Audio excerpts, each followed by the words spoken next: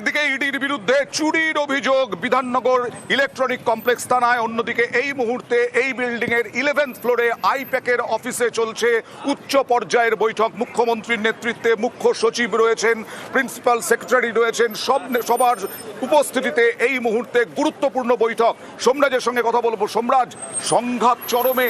মুখ্যমন্ত্রী মমতা বন্দ্যোপাধ্যায় তিনি বললেন তিনি থেকে যাচ্ছেন যতক্ষণ না প্রতীক জৈন আসছেন এবং সবকিছু বুঝে নেওয়া হচ্ছে। তারপরে মুখ্য সচিবদের ডেকে নেওয়া হলো। সংঘাত চরমে এই মুহূর্তে। একদমই দেখো, সংঘাত চরমে। কারণ যে খবর আমরা পাচ্ছি, মুখ্যমন্ত্রী মমতা বন্দ্যোপাধ্যায় এই মুহূর্তে আইপ্যাক অফিসে উচ্চ পর্যায়ের বৈঠক করছেন। যে বৈঠকে মুখ্য সচিব নন্দিনী চক্রবর্তী, মুখ্যমন্ত্রীর প্রধান সচিব মনোজ পান্ত, স্বরাষ্ট্র সচিব রয়েছেন, রাজ্য পুলিশের ডিজি রয়েছেন। মূলত এই যে আইপ্যাকের অফিসে হানা, কেন্দ্রীয় তদন্তকারী সংস্থার এবং হানার নামে নথি চুরির অভিযোগ মনে করা হচ্ছে, তা নিয়ে মুখ্যমন্ত্রী মমতা বন্দ্যোপাধ্যায় এই বৈঠকটি করছেন। যে বৈঠকটি কিছুক্ষণ আগেই শুরু হয়েছে। তুমি দেখেছিলে যে কিছুক্ষণ আগেই মুখ্যমন্ত্রী মমতা বন্দ্যোপাধ্যায় রাজ্যের মুখ্য সচিব এবং মুখ্যমন্ত্রী প্রিন্সিপাল সেক্রেটারি যিনি রয়েছেন মনোজ পান্ত, তাদেরকে ডেকে নেন সল্টলেকের সেক্টর 5-এ। রাজ্য পুলিশের ডিজি উপস্থিত ছিলেনই এবং তাদের উপস্থিতিতেই এই বৈঠক শুরু হয়েছে।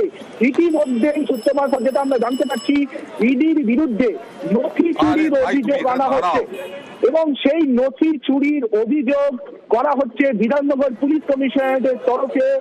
এই যে নথি চুরি করা হচ্ছে তল্লাশি অভিযানের নাম করে, মমতা বন্দ্যোপাধ্যায় কিছুক্ষণ আগে স্পষ্ট অভিযোগ করেছেন যে তৃণমূল কংগ্রেসের 2026-এর বিধানসভা ভোটের সম্ভাব্য প্রার্থীদের তালিকা নিয়ে নেওয়া হয়েছে, চুরি করা হয়েছে। মমতা বন্দ্যোপাধ্যায় এই অভিযোগও করেছেন যে শুধুমাত্র বিধানসভা ভোটের সম্ভাব্য তালিকা নয়, তৃণমূল কংগ্রেসের যে বিভিন্ন যে অ্যানালিসিস ডেটা, সেই ডেটা পর্যন্ত চুরি করা হয়েছে। এবং সেই জায়গা থেকে দাঁড়িয়ে বিধাননগর পুলিশ কমিশনারের তরফে অভিযোগ জানানো হচ্ছে বলে সূত্র মারফত জানতে পারছি আমরা। কিছুক্ষণের মধ্যেই সেই অভিযোগের কাজটি শেষ হয়ে যাবে বলে আমরা সূত্র মারফত জানতে পারছি। ফলত গোটা বিষয়টি নিয়ে পুলিশের কাছে অভিযোগ হবে। এর পাশাপাশি মুখ্যমন্ত্রী মমতা বন্দ্যোপাধ্যায় এই মুহূর্তে আইপ্যাকের অফিসে বসেই একটি আসবো, কারণ মুখ্যমন্ত্রী মমতা বন্দ্যোপাধ্যায় এই মুহূর্তে গুরুত্বপূর্ণ বৈঠক করছেন এবং এই বৈঠকের পরেই ইডির বিরুদ্ধে চুরির অভিযোগ দায়ের হচ্ছে। ইডির বিরুদ্ধে বিধাননগর ইলেকট্রনিক কমপ্লেক্স থানায় চুরির অভিযোগ। লাউডন স্ট্রিটে যেখানে প্রতীক জৈনের বাড়ি, সেই প্রতীক জৈনের বাড়িতেও ইডির তল্লাশি হয়েছিল। প্রতীক জৈনের বাড়িতে যখন ইডির তল্লাশি চলছিল, সেই সময় মুখ্যমন্ত্রী মমতা বন্দ্যোপাধ্যায় ঢুকে যান এবং প্রচুর ফাইল, হার্ড ডিস্ক তিনি নিয়ে আসেন। তার দাবি আসলে দলীয় নথিপত্র সমস্ত কিছু রয়েছে প্রতীক জৈনের কাছে এবং আইপ্যাকের কাছে। অমিত শাহকে তীব্র আক্রমণ করেছিলেন, কি বলেছিলেন দেখুন। आप देखिए, अगर अमित शाह आपको बंगाल को जीतना है तो आपको हिम्मत है तो आप इलेक्शन में लड़ाई करके आइए।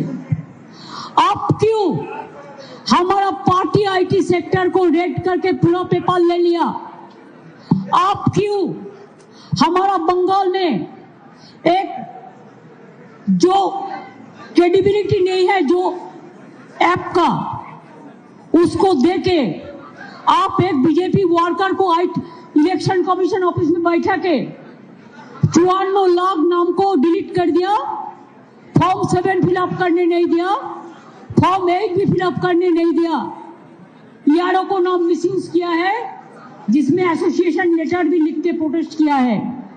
इसका बाद जो आपको बीएलओ जाके सेटिस्फाइड होके जो नाम उठाया था लिस्ट में, उससे भी आप देख के 1.5 करोड़ लोगों का, अबाउट 1.5 करोड़ आपने नोटिस दिया है लॉजिस्टिकल डिस्क्रिपेंसी का नाम पे, लेकिन वो लिस्ट हम लोगों का पास में नहीं है।